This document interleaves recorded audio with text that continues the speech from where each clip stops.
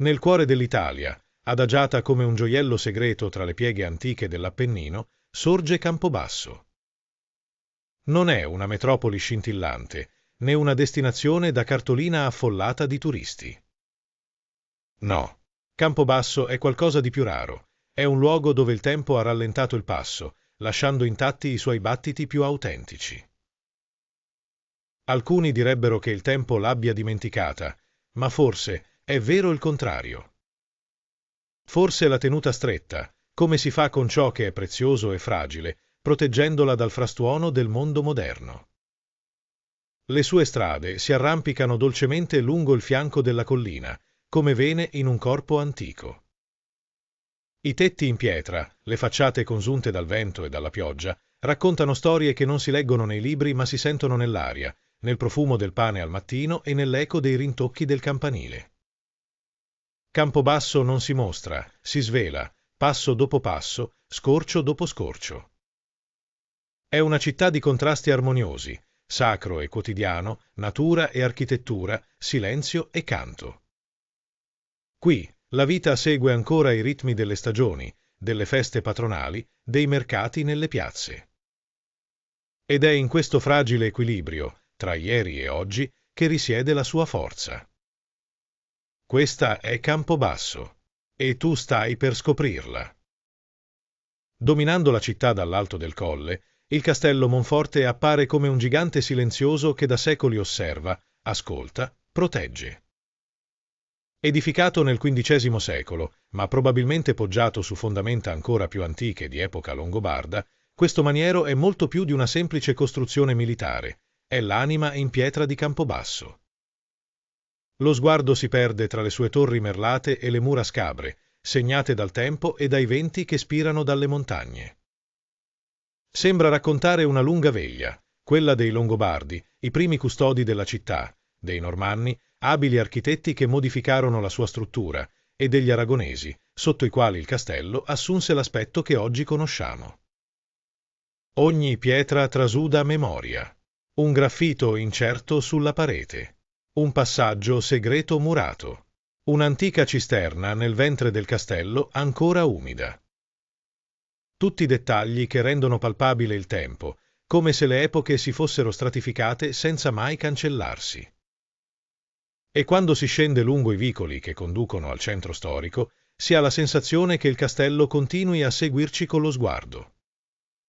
È come se ogni strada, ogni scalino, ogni balcone in ferro battuto fosse una vena collegata direttamente a quel cuore in pietra. Qui, ogni vicolo è un sussurro del passato.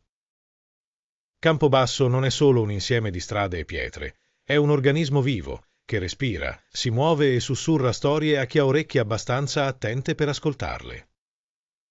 I suoi vicoli medievali, stretti e tortuosi, sono come arterie che si snodano lungo il pendio della collina, trasportando quotidianamente emozioni, memorie, gesti antichi. Ogni angolo ha un ritmo proprio, ogni scorcio pulsa come un battito cardiaco. Queste stradine, consumate dal passaggio dei secoli, conducono inevitabilmente verso il cuore pulsante della città, le piazze e i mercati. È lì che la vita si condensa, si intreccia, si rinnova. Al mattino, le bancarelle si animano tra voci allegre, profumi di formaggi stagionati, ceste di verdure fresche e mani esperte che si stringono in segno di intesa. Gli anziani si salutano con complicità, i bambini rincorrono i piccioni, e il tempo sembra piegarsi al ritmo lento della comunità. In piazza Gabriele Pepe, ad esempio, si percepisce chiaramente questa vibrazione urbana. È un centro nevralgico in cui il passato si fonde con il presente.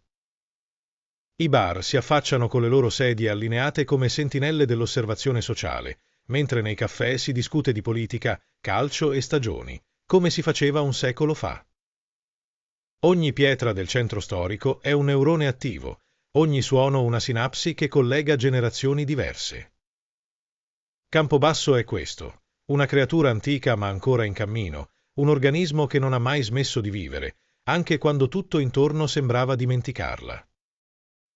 Campobasso non si svela mai tutta d'un colpo. Ha qualcosa di segreto, di custodito gelosamente nei suoi rituali, nei suoi silenzi, nei suoi odori. E proprio per questo la domanda sorge spontanea: ma cosa la rende così unica? Forse è il fascino quasi mistico dei suoi ingegni, capolavori di devozione e ingegno artigianale.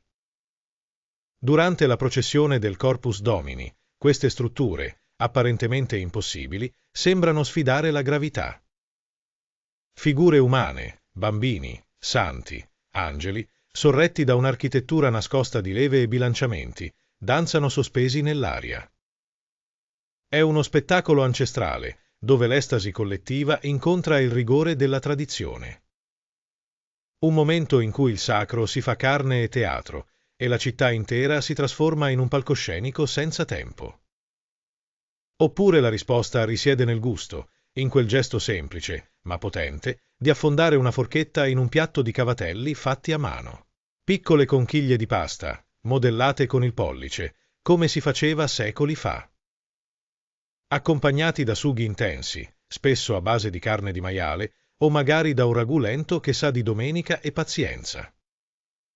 Ogni boccone è una narrazione, parla di nonne, di raccolti, di feste di paese. Ma forse la verità è che Campobasso è unica proprio per il modo in cui fonde tutto questo: il visibile e l'invisibile, il tangibile e il rituale, il quotidiano e il meraviglioso. È un luogo dove l'identità si costruisce a strati, come la sua cucina, come i suoi ingegni, come la sua storia. Piatti della tradizione del Campobasso.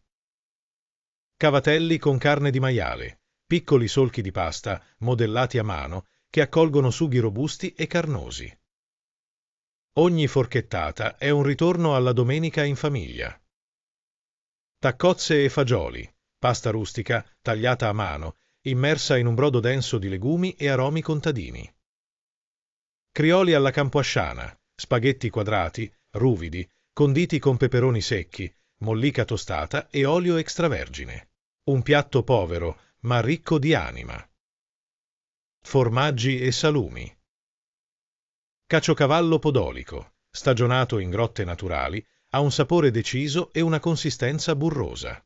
È il re silenzioso delle tavole molisane. Soppressata, speziata, compatta, profumata di finocchietto e pepe nero.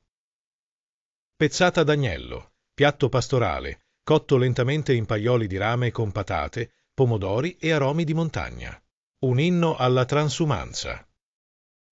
Per terminare con questo breve percorso, non si può non menzionare Villa de Capoa, un giardino ottocentesco in cui il tempo sembra sfumare tra i profumi delle magnolie e i sentieri ombreggiati da tigli secolari.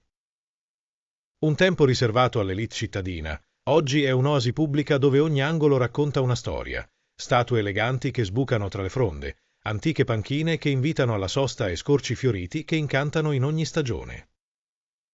Più che un semplice giardino, è un luogo dell'anima, un rifugio urbano che rasserena e ispira. Borgo Murattiano, sorto nel XIX secolo sotto l'influenza del regno di Gioacchino Murat, il Borgo Murattiano si distingue per la sua sobria eleganza neoclassica. Le sue strade ordinate e i palazzi dalle linee armoniose raccontano il sogno di una modernità ispirata ai canoni francesi, con piazze luminose e scorci che conservano intatta la memoria storica. Qui, tra cornici di finestre scolpite e portoni monumentali, si percepisce ancora l'ambizione di un'epoca che ha lasciato un segno indelebile nel tessuto urbano della città. In conclusione, Campobasso non si visita. Si ascolta nei silenzi della sua pietra antica. Si respira nei profumi che esalano dai suoi vicoli. Si vive tra memorie e passi lenti. E quando la si lascia, una parte di noi resta, custodita nel suo abbraccio discreto ma profondo.